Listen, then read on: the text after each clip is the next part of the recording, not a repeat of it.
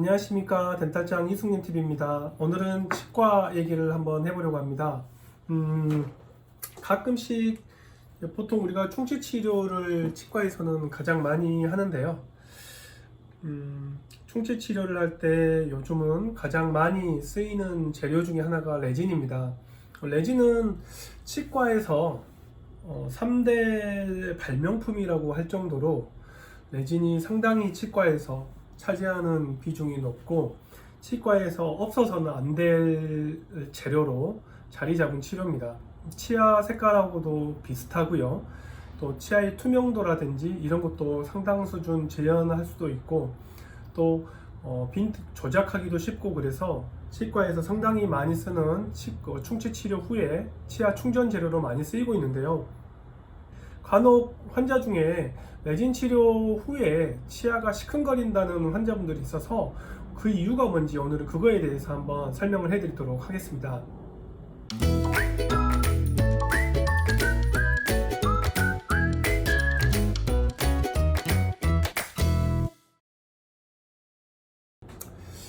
저희 치과에서도 충치 치료 후에 환자분들이 레진 치료를 하고 나서 씹을 때마다, 가만히 있을 때는 괜찮은데 씹을 때마다 찡 하고 전기가 통하는 듯한 느낌이나 꽉 물기 힘들다고 이렇게 표현을 하시는 분들이 많이 있습니다. 레진 그 이유를 알려면 치아에 대해서 좀 어느 정도 이해가 필요한데요. 일단 결론부터 말씀드리면 너무 크게 걱정하지 않으셔도 됩니다.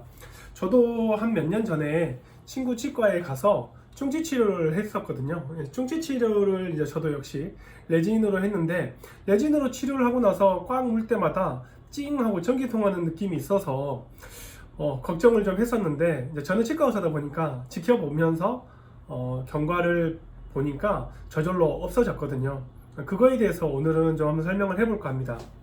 보통 우리가 이제 치아의 단면을 좀 보면, 치아 속에는 우리가 이제 치아가 보통 환자분들이 여러분들이 보시기에 치아가 흰색이라고 하지만, 실제로 이렇게 치아를 구성하는 부분 중에 흰색은 이 에나멜 부분만 흰색이고요. 그리고 치아 속에는 치수라고 신경이 있습니다. 그래서 에나멜과 치수를 제외한 거의 대부분의 볼륨은 상아질이라는, 약간 지금 그림에서 약간 노랗게 표시된 부분의 상아질인데요. 지금 여러분들이 보시는 그 치아 사진에서 실제로 에나멜은 훨씬 얇고요, 치수는 훨씬 적고요. 치아 볼륨의 대부분은 상아질이 차지하고 있습니다. 근데 이제 대부분 충치 치료를 하러 오신 분들은 치아가 썩기도 했지만 약간의 불편함, 통증이라든지 이런 불편함이 있어서 오시는 경우가 대부분인데요. 제일 먼저 치아는 이렇게 치아 속에 이렇게 치수라고 신경이 있는데, 왜 신경까지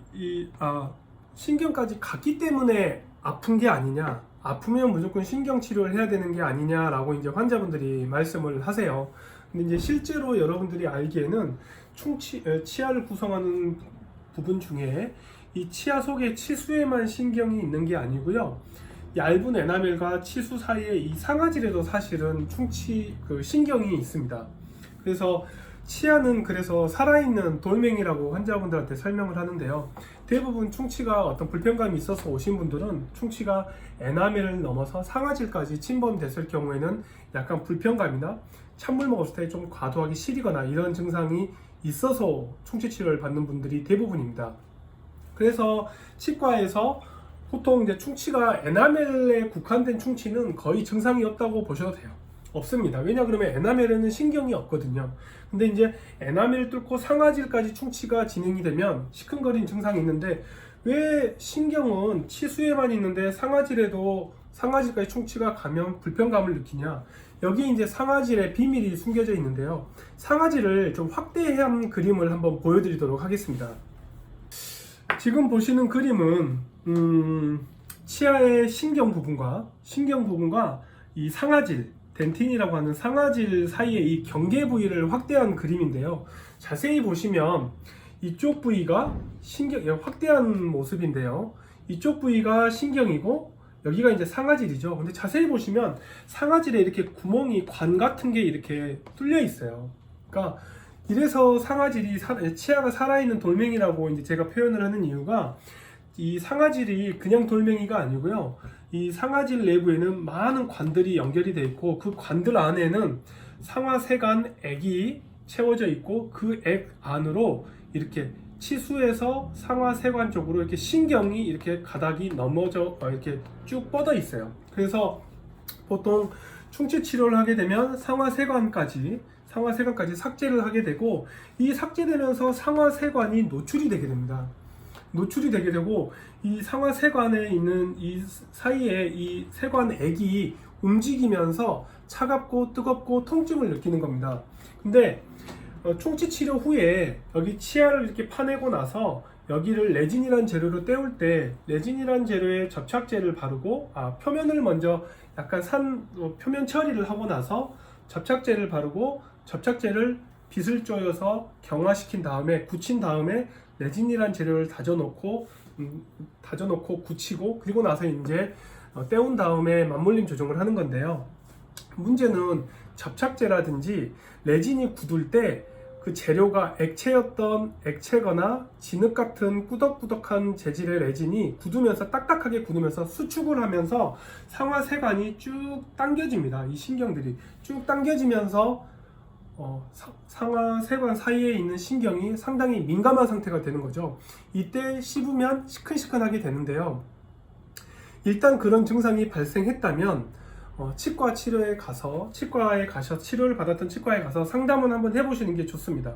그런데 너무 걱정하진 않으셔도 돼요. 왜냐 그러면 우리 아까 제가 치아도 살아있는 돌멩이라고 했는데, 이 돌멩이가 자라요. 그게 뭐냐면, 여기까지 충치가 침범이 됐으면 여기가 이제 상아세관액에 레진이랑 붙어있는 계면 사이가 자극이 가해지면 이 내부의 상아세관을 폐쇄하면서 2차 상아질이 만들어지고, 자극이 민감해졌던 부위를 커버해주는 치유 과정이 일어납니다. 그래서 보통 이런 치유 과정은 3개월에서 6개월에 걸쳐서 발생을 하기 때문에, 대부분 충치 치료하고 레진 치료 후에 처음에 좀 시큰시큰 하시더라도 한두 달 정도는 지켜보시는 것도 괜찮습니다. 저 같은 경우도 친구 치과에서 레진 치료를 받고 나서 한 달 동안 씹을 때 많이 전기 통하는 느낌이 있고 찌릿찌릿해서 많이 힘들었는데, 한 달 지나면 저절로 소실이 됩니다. 그리고 이제 드물게는 안에 충치가 물론 이런 경우가 있어요. 3개월, 6개월이 지나도 계속 시리고 시큰거리고, 어쩔 때는 시큰거린 증상이 점점 빈도가 잦아지거나 시큰거리는 강도가 점점 세지면, 이때는 조금 재치료를 한번 고려해 보시는 것도 좋아요.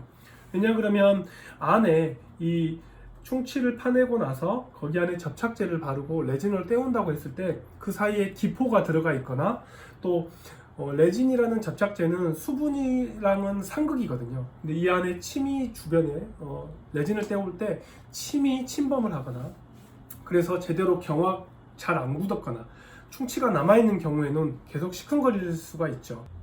그래서 정리하면, 처음에 레진 치료 후에 한 달 정도는 좀 지켜보셔도 괜찮습니다. 그러면 2차 상아질이 생기면서 점점 증상이 없어지기도 하고요. 저는 환자분들한테 3개월 정도는 지켜보라고 말씀을 드리거든요. 그리고 3개월이 지났는데도 계속 시큰거리고 증상의 빈도가 점점 잦아지거나 이런 경우에는 재치료라든지 치과에 가서 상담을 한번 받아보시는 경우가 좋습니다. 오늘은 레진 치료 후에 치아가 민감해진 치아의 경우 어떻게 대처하는 게 좋을지 치아의 모식도를 한번 보여드리면서 설명드렸습니다. 도움이 되셨길 바라고요. 도움이 되셨다면 구독, 좋아요 부탁드리겠습니다. 여러분 안녕.